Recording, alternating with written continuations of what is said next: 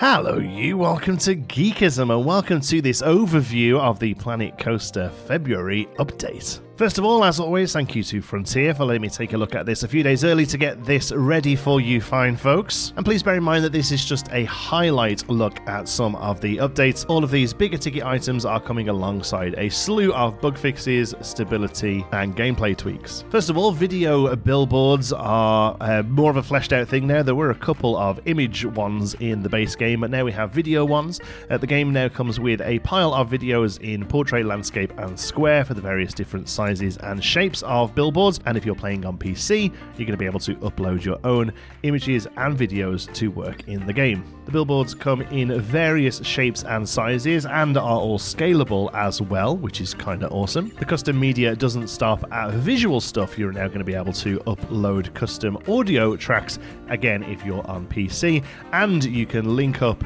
the video and the speakers together so that if the video you're uploading has audio, the speakers can play the audio and they can be separate from the TV. It's going to be really great for cattle pen queuing, that kind of thing. I'm incredibly excited about this because of Meanderville, my main project that I'm working on. It has some fantastic custom music that has been created just for the project. Now I'm going to be able to put it into the game. Ride synchronization has made a return for Planet Coaster 2. I think the most common use of this is going to be having multiple roller coasters begin at the same time for racing coasters, but you're also going to be able to time tracked rides, flumes and slides to set off at the same time as well. And you'll now be able to de-theme some of those coasters. The Zephyr Junior Coaster and the Vallis and Nidwalden Wing Coaster both now have planar variations. These are the Wing Coaster is the one with the big bird on it, and the Junior Coaster was the one that also featured in the original game that had the big dragon on it. They looked great, but it was always a big problem that they were always themed that way. Now they are unthemed versions as well that you can now go in and add the scenery onto to make them whatever you want to do, which is great. Not only that, they have actually the themed ones are still in there, but they've also added the themed pieces, the dragon's head, the bird and the wings, as separate scenery pieces as well. So you're getting some extra little bits of scenery there.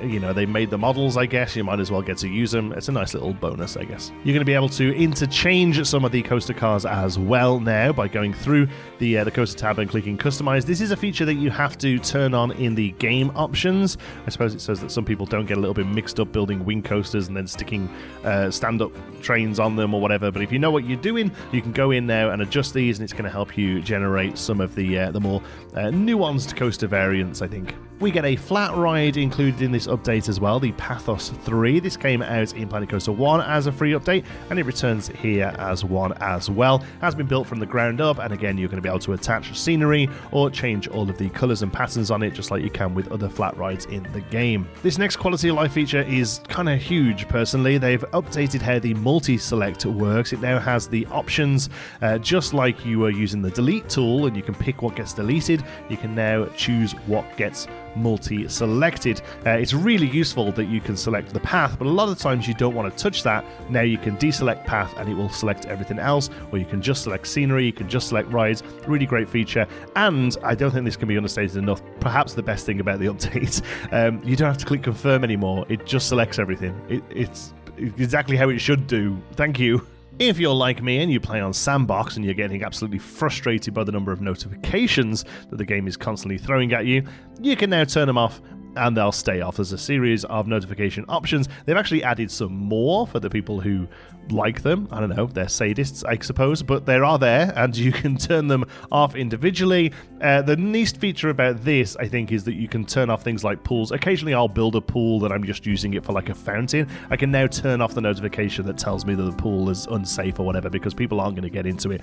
That's a really neat feature. There's also a slew of guest behavior changes as well. The only one they're really talking about right now is the fact that guests won't always follow the most direct route and therefore create blocking. They are going to be able to look ahead now, see if there are big groups around and find another way. You can see here very elegantly shown that they're walking either side of this fountain here, whereas currently in the game they would just go the one that's very slightly shorter and the other side will stay empty. This is really great. There's little things like this that you probably don't necessarily notice, but then subconsciously you just see them move around the park better. I'm all for these kind of updates, and I want to see a lot more of them. Let me have guests just wandering around, seeing stuff, taking photos of things, slipping on piles of sick, all that sort of stuff. I love that sort of stuff. It really makes a place feel alive. So there you go, a very quick overview of some of the highlights coming to the game on February 13th. If you're watching this as it comes out, that's tomorrow.